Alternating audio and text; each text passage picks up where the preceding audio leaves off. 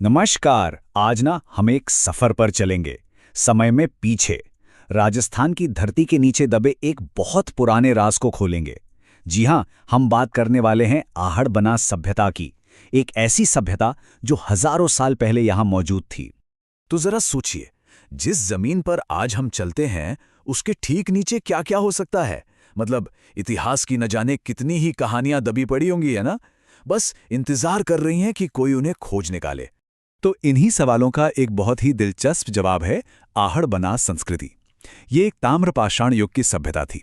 अब ताम्रपाषाण का मतलब क्या है? सीधा सा मतलब है तांबा और पत्थर का जमाना। एक ऐसा वक्त जब लोग पत्थर के साथ साथ तांबे का भी इस्तेमाल कर रहे थे। और क्योंकि ये सभ्यता बनास नदी की घाटी में फली फूली, इसीलिए इसे आहड़ बनास संस्कृति भी कहते हैं। अब इसका टाइमलाइन देखिए, ये वाकई में बहुत दिलचस्प है। ये सभ्यता लगभग 3000 ईसा पूर्व में शुरू हुई और 1500 ईसा पूर्व तक चली। मतलब पूरे 1500 साल। सोचिए जरा, ये कोई छोटी मोटी बस्ती नहीं थी जो कुछ 100 साल में खत्म हो गई। ये एक पूरी की पूरी संस्कृति थी जो सदियों तक जिंदा रही। तो ठीक है, अब जरा और अंदर चलते हैं और देखते हैं कि इन लोगों की रोजमर्रा की जिंदगी आखिर थी कैसे। मतलब वो रहते कैसे थे, खाते क्या थे, अपनी दुनिया उन्होंने बसाई कैसे थी। उनके घर देखिए काफी मजबूत थे, पत्थर और मिट्टी की कच्ची ईंटों से बने हुए। और हर घर में खाना पकाने के लिए चूल्हा अंदर ही होता था।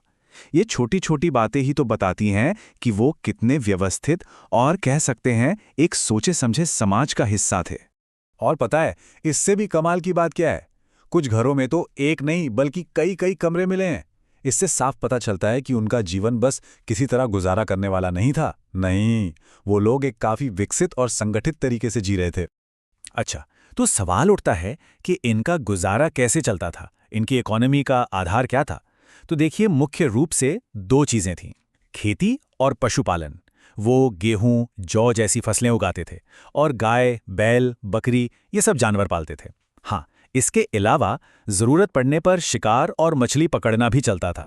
तो अब आते हैं उस चीज पर जिसने इस सभ्यता को इतिहास में एक अलग ही पहचान दी है, और वो है उनकी टेक्नोलॉजी और उनकी कला। वो लोग ना एक बड़े ही दिलचस्प दौर में जी रहे थे। सोचिए, एक तरफ तो वो पत्थर के वही पुराने औजार इस्तेमाल कर रहे थे जो हजारों साल से चले आ रहे थे, और दूसरी ही तरफ उन्होंने तांबे जैसी एक नई नवेली धातु से कुल्हाड़ी और चाटू बनाना भी सीख लिया था।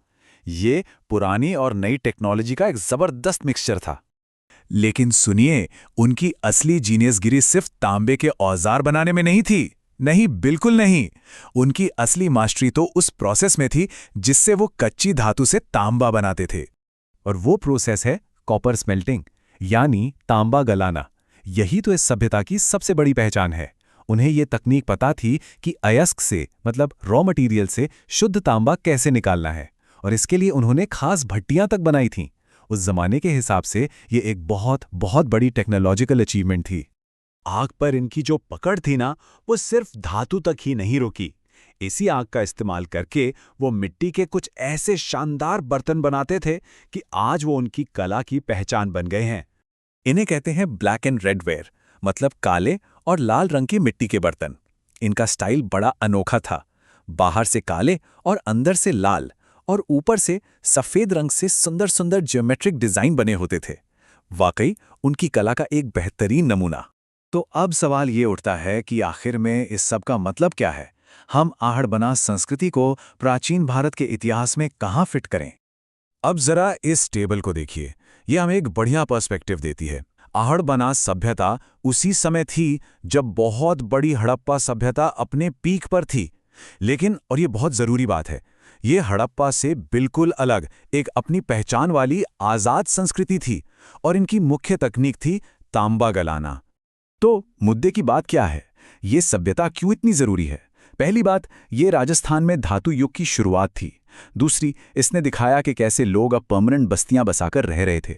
और सबसे बढ़कर, ये हमें प्राचीन भारत की टेक्नोलॉजिकल स्किल और कल्चरल डाइवर्सिटी का एक बहुत कीमती सबूत देती है। तो अगर इस पूरी सभ्यता को बस एक लाइन में समेटना हो तो ये फॉर्मूला याद रखिए। आहड़ मतलब बनास घाटी प्लस तांबा गलाना प्लस वो खास काले और लाल रंग के बर्तन, बस। और ये पूरी कहानी हमें एक बड़े सवाल के साथ छोड़ जाती है कि हमारी ही ज़मीन के नीचे अभी और कितनी ऐसी अनसुनी कहानियां दबी हुई हैं। न जाने कितनी और सभ्यताएं हैं जो बस एक मौके का इंतज़ार कर रही हैं कि वो बाहर आएं और हमें हमारे ही अतीत के बारे में कुछ नया सिखाएं।